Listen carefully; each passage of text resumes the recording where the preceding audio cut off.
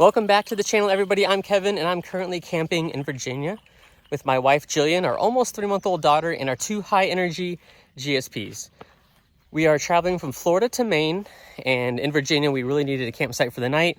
So my wife got on the app HipCamp, and we came across 4 Mile Rock Meadows Campground.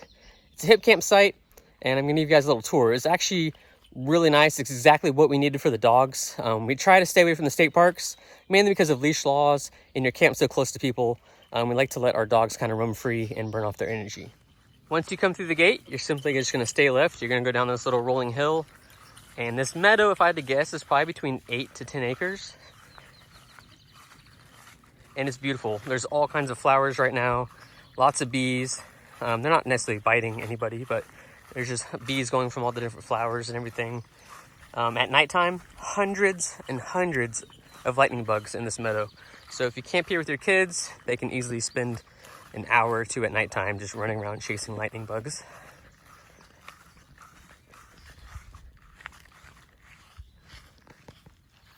Dogs can be off leash here, which is what we really look for when we're traveling. There are 2 campsites. They are close to each other. There is electricity, there's water, there's sewer. You can simply rent both spots if you want the whole property to yourself. You can chance not having a neighbor and having it by yourself, or there's a good chance that you will have somebody right next to you if you camp out here.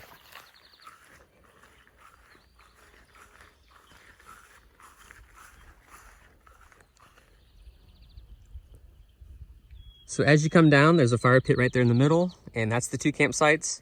No one lives in this. This is just like a little storage shed. This was an active farm at one point.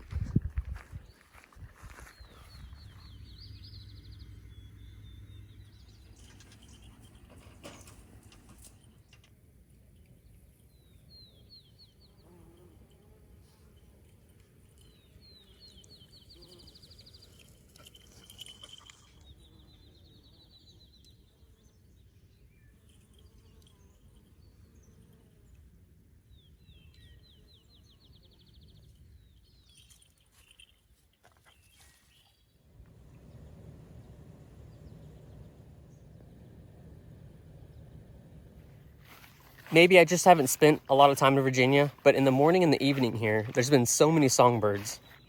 We are currently occupying campsite number 1. That right over there is site number 2. As you can see, there's a water spigot, there is power, and then there is a sewer. So now I'm going to give you guys a quick little walk around of our camp setup. Starting on the back of our camper, I have a Jolka hot tap. It's instant hot water heater for a shower. You can use it to rinse your dishes. It does have its own 12-volt pump. And you can use any kind of water source you want. You can use like a road shower, you can use like a bucket.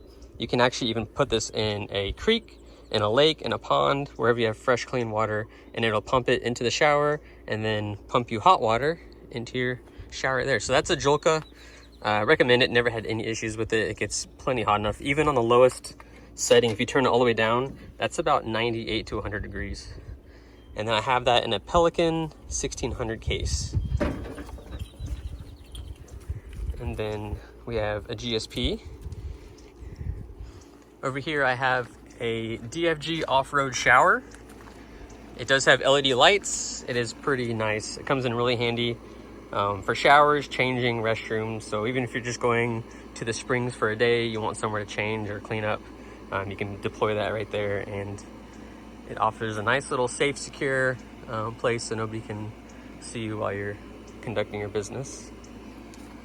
This camper itself is a Runaway Venturist. It's an off-road camper, has axle-less rear suspension.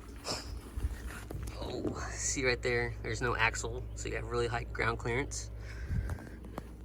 It is 6 feet wide, 8 feet long, and it's perfect for our little family. I do have a 11-gallon road shower right there that I use almost every trip.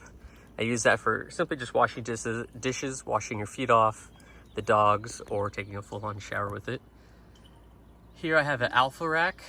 It is a nice aluminum rack. They come in all different sizes. I have it bolted to the roof rack of the camper. As you notice right here, there's a little white strip. It's on all 4 sides and it's LED lights, so it actually provides light at nighttime. You can change the colors. I do have a toolbox right there. We put like recovery equipment in there.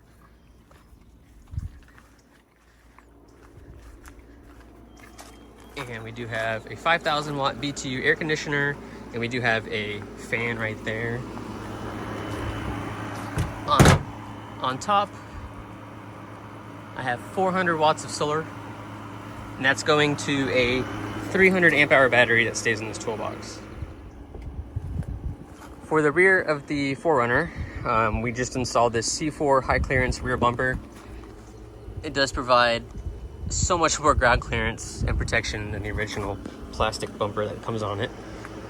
And like I said, we have two GSPs. So we have Goose, who's a rather large dog, 65 pounds. Maggie, who comes in between 37 and 42. She goes in the smaller one. We do have a water refrigerator right here. We just keep drinks and simple things in there. Inside the camper, we do have a larger refrigerator that keeps all of our food. We have Max Tracks. We got Roto Packs for fuel, water. That side of the stowing away has this fold down table, so if we don't have the trailer and we want to cook off this or make sandwiches or something, we have a little table right there.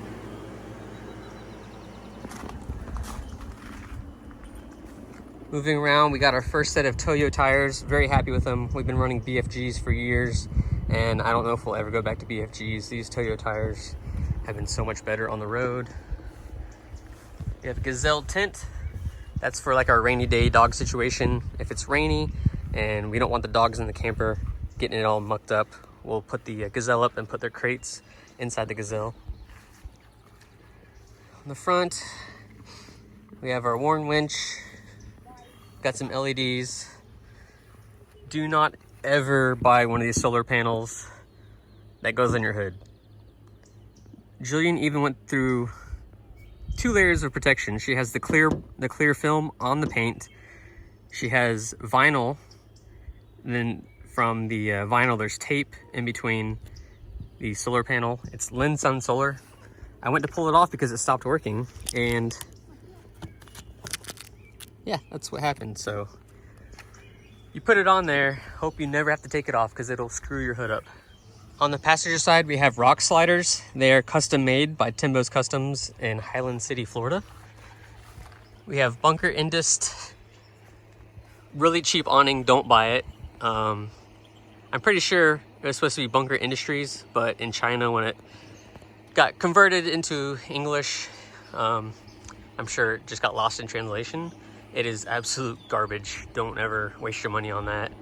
Over here we have an OVS awning, 270 degree, and we've been really happy with it. But lately, we've been noticing we're getting quite a few holes in it. And if you guys want to see our little, almost 3-month-old camper, there she is, enjoying the nice cold air conditioning on this hot summer day. And that's just a quick little tour.